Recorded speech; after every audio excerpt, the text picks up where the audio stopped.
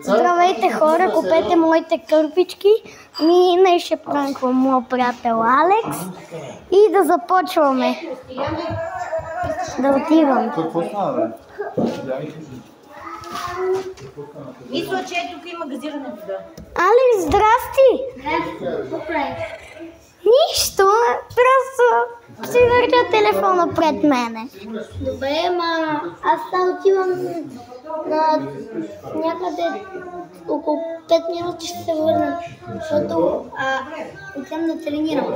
Ами, добре, айде, чао, аз отивам нагоре. Чао. Ще дойда да се взема. Окей. Сега ще го пранкваме, като го взимаме.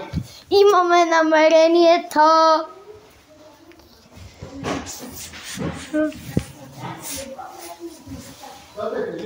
На фитнес, айде, отиваме. Не на фитнес още. Ей,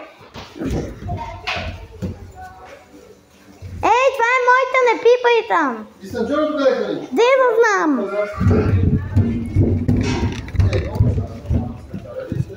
Нека да го пранкнем. Къде? Да много намерим хора.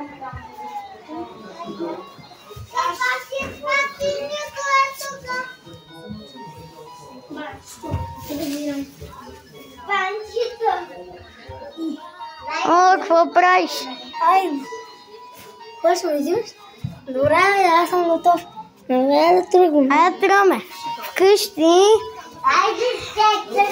Вкъщи. Айде да се... Трябва да седнеш някъде да починеш, защото силно си се изморил бая. Кажи на хората да си купат моите кърпички. И даже и моите напитки, и моите дрехи, и моята задна закуска. Я кажи как се казваш на хората? Алекс. Добре. Ако ме познавате от миналите видеа. Ти имаш само едно с мене, даже не ти се вижда и лицето. Дай нещо да го правим. Нещо, легни, почини си, аз отивам да дрискам. И къде да легна? В леглото. Аз ще дрискам. В кое легло? В което искаш.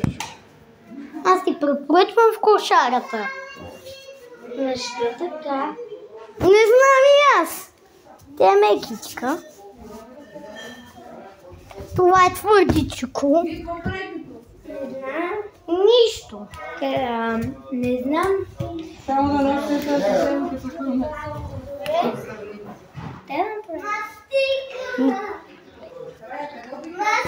Защо? Мастика! Алекс!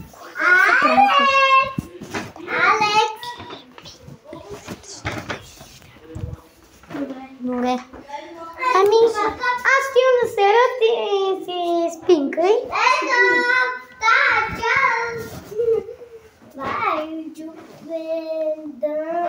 Ау! Кали! Бегайте, хора, бягайте! Да не се тичат. О, стълби.